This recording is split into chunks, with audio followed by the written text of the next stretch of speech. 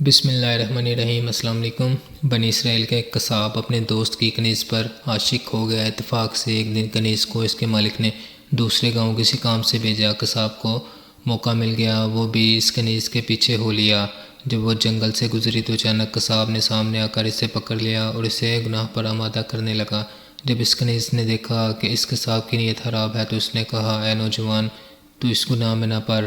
حقیقت یہ ہے کہ جتنا تو مجھ سے محبت کرتا ہے اس سے کہیں زیادہ میں تیری محبت میں گرفتار ہوں، لیکن مجھے اپنے مالک حقیقی عز و جل کا خوف اس گناہ کے ارتکاب سے روک رہا ہے۔ اس نیک سیرت اور خوف خدا رکھنے والی کنیز کی زبان سے نکلے ہوئے یہ الفاظ تاثیر کا تیر بن کر اس قصاب کے دل میں پیوست ہو گئے، اور اس نے کہا، جب تو اللہ عز و جل سے اس قدر ڈر رہی ہے تو میں اپنے پروردگار عز و جل سے کیوں نہ ڈروں؟ میں بھی تو اسی مالک عز و جل کا بندہ ہوں۔ جا، تو بے خوف ہو کر چلی جا۔ اتنا کہہ کے اس قصاب نے اپنے گناہوں سے سچی توبہ کی اور واپس پلٹ گیا۔ راستے میں سے شدید پیاس محسوس ہوئی، لیکن اسے اس ویران جنگل میں کہیں پانی کا دور دور تک کوئی نام و نشان نہ ملا۔ قریب تھا کہ گرمی اور پیاس کی شدت سے اس کا دم نکل جائے۔ اتنے میں اسے اس زمانے کے نبی کا ایک قاصد ملا۔ جب اس قصاب کی یہ حالت دیکھی تو پوچھا، تجھے کیا پریشانی ہے؟ قصاب نے کہا، مجھے سخت پیاس لگی ہے۔ یہ سن کر قاصد نے کہا، ہم دونوں مل کر دعا کرتے ہیں کہ اللہ عز و جل ہم پر اپنی رحمت کے بادل بھیج دے اور ہمیں سیراب کر دے یہاں تک کہ ہم اپنی بستی میں داخل ہو جائیں۔ قصاب نے یہ سنا تو کہنے لگا، میرے پاس تو کوئی ایسا عمل نہیں ہے جس کا وسیلہ دے کر دعا کروں۔ آپ نیک شخص ہیں، آپ ہی دعا فرمائیں۔ اس قاصد نے کہا، ٹھیک ہے، میں دعا کرتا ہوں، تم آمین کہنا۔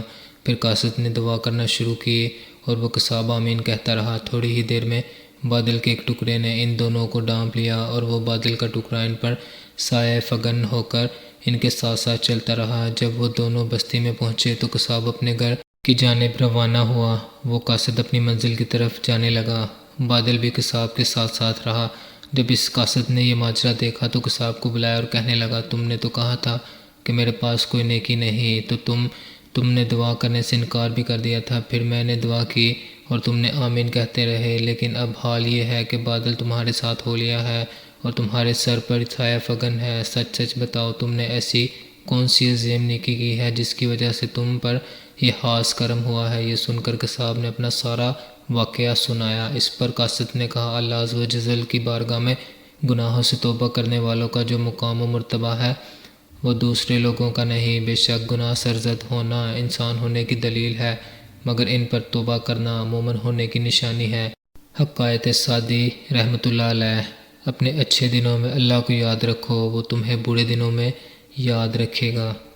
آئی ہوپ آپ کو ویڈیو اچھی لگی ہوگی۔ اس طرح کی اور ویڈیوز دیکھنے کے لیے چینل کو سبسکرائب کیجیے گا، ویڈیو کو لائک کیجیے گا، دعاؤں میں یاد رکھیے گا۔ السلام علیکم۔